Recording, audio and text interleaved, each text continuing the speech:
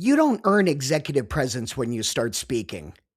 By then, it's already decided. In this episode, we're breaking down how the room judges you before you say a word and how to take control of that without pretending to be someone you're not. Let's get into it. Welcome to Own the Room, for people operating where the stakes are real. Pitches, negotiations, leadership conversations that don't come with a second chance. Here, you'll learn to control perception, read the room, and thrive in high-stakes communication. Now here's Jake Stahl, who's going to help you turn communication into your unfair advantage. You're being judged before you even speak. I need you to stop thinking, if I say the right thing, I'll be taken seriously.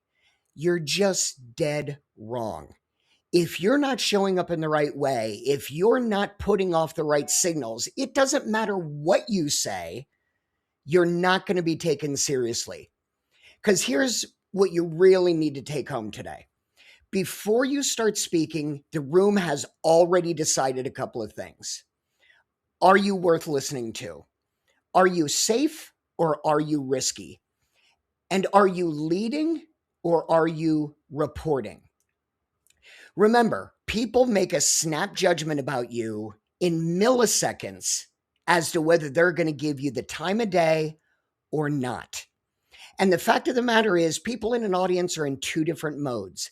They're in listening mode, where they're going to just soak up everything you're saying, or they're in evaluating mode, where they're not soaking up what you're saying. They're deciding whether you're worth listening to and whether your advice means anything at all. So keep in mind that the real problem isn't communication or your verbiage, it's unmanaged perception. And worse, you're going to try and add confidence instead of removing friction. You're going to gesticulate, you're going to get louder, you're going to get crazy, and you're going to think, this is what's going to break through for me. You're going to perform your presence instead of stabilizing it. And you're going to chase polish instead of clarity of signal. But here's what's happening. Your audience, the entire time they're listening to you, is scanning for certainty, stability, and threat. And one thing I can promise you is your nonverbal cues are outweighing your verbal cues exponentially. So authority, when you speak, is really a measure of how easy you are to trust under pressure. Executive presence isn't about what you say, it's how safe the room feels betting on you. So that's great, Jake. Thank you for all of that. But how can I change the way the audience looks at me? I'm glad you asked. Here are your 5 takeaways that you can use immediately to change what your audience thinks. Number 1, slow it down. Most people in the first 10 seconds try to slam through a ton of information. Let me show you how intelligent I am. Let me show you everything I know. I'm just going to ram it all home in the first 10 seconds because then you can't ask me any questions and you can't doubt me and you can't make any snap judgments. All you're doing is screaming, I need this to go well. Instead, here's what I want you to do. I want you to walk in to that room slightly slower than feels natural. Half a step less than you would normally take. So if you walk in at 100% speed, I want you walking in at 75% speed. If you're starting a Zoom call, instead of going in really ripping through fast, I want you to slow it down 75%. And then I want you to do a pregnant pause before you speak. Let the room settle on you. Because here's what happens. A calm entry gives the perception of control. And if people think you control the room and you're controlling yourself, you are absolutely well on your way to owning that room. Number 2, lower your first sentence. People tend to jump on stage or into a room and they're like, hey, how's everybody going? And the energy is too high. So take your energy down a notch. If you're too high energy or too on, you're going to turn people off. So what I want you to do is, just like with your approach into the room, I want you to slightly lower your pace. I want you to slightly lower your tone. And I want you to start off with a clean, simple statement. So whatever is the most pertinent thing about you and your product, start it off clean, simple, and certain. Because authority is not only low key, but authority sounds like certainty, not excitement. Number 3, stop filling micro silences. Tiny pauses happen.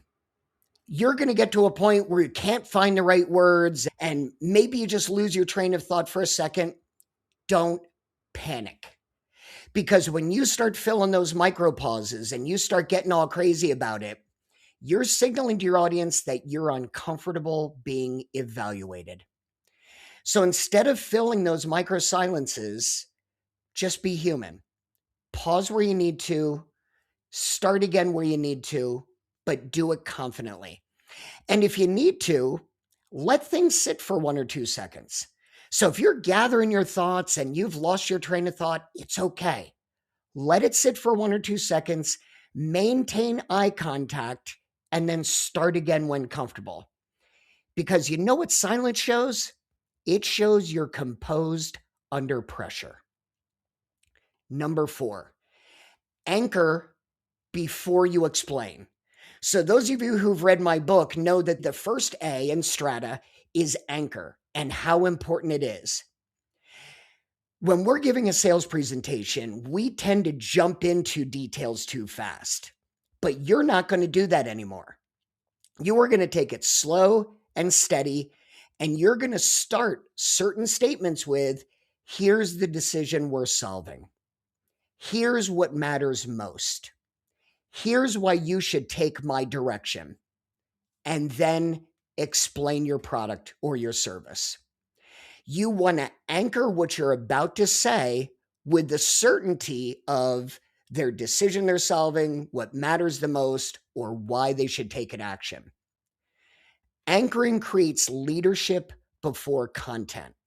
So if I can anchor my statement on certainty, they're going to listen and it's going to stick with them. Last but not least, know that your body says a lot. So you need to stabilize your body, not just your words. And here's what happens. You're going to go on stage and you're going to try to fix your presence with better phrasing, better verbiage, say it better, get more jargon, sound more certain. That's the wrong move. What I want you to do instead is you're going to fix your fidgeting. Get your hands under control. Stop shifting your weight. Stop over gesturing. All of those are leaking that you're nervous and you're not composed. So from here forward, you're going to stabilize your body and your words. A stable body tells your audience, everything's good here. Everything's great. And you know what I'm talking about. You've been to those talks where the person is all over the stage and they're steepling their hands and they're putting them in their pockets and they're over gesturing. It's distracting. It takes away from the message. So from here forward, you're going to calm down, stabilize your body as well as your words. So let's review. The 5 things you can do starting today. First, slow down your entry. When you go into that room, don't rush through your first 10 seconds. Walk in slightly slower than feels natural. Pause before you speak and let the room settle on you. Remember, calm entry equals perceived control. Second, you're going to lower your first sentence. You're not going to come in high energy. You're not going to come in too on. You're going to come in, you're going to slow your pace. You're going to slightly lower your tone. And you're going to start off with a clean, simple statement as to why you're there. Remember, authority sounds like certainty, not excitement. Third, you're going to stop filling your micro silences. Be human. It's okay. If you lose track, pause. If you lose your train of thought, pause. If you're uncertain what to say next, pause. Show that you're comfortable being evaluated. Let things sit for a couple of seconds, maintain eye contact, and then start again when ready. Because silence is going to translate to composure under pressure. Next, anchor before you explain. Remember in the book, we talk how strong anchors can lead to strong messages. And you're not going to jump into details too fast anymore.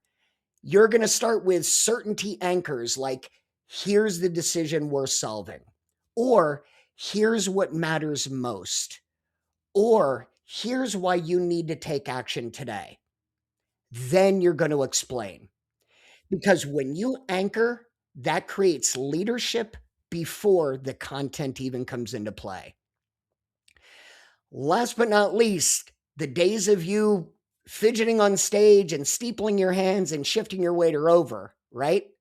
From today forward, you're going to fix your presence by stabilizing your body, not better phrasing. A stable body is going to tell your audience, nothing is off here. You have every right to be confident in what I'm saying. So, the conclusion for today, you're not going to earn authority when you speak. You're going to earn it before any words are even spoken. So you're either going to walk in with it or you're going to spend the next 30 minutes trying to recover it. Go back and listen to this today, get those 5 things down, and take charge of that room. Thanks for checking out Own the Room with Jake Stahl. If you've gotten value from this episode, share it with the solopreneur in your life who wants to know how to communicate to be seen, heard, and respected. Review and rate the show wherever you check out podcasts, and grab your copy of Own the Room, How to Communicate to be Seen, Heard, and Respected. We'll catch you next week on Own the Room.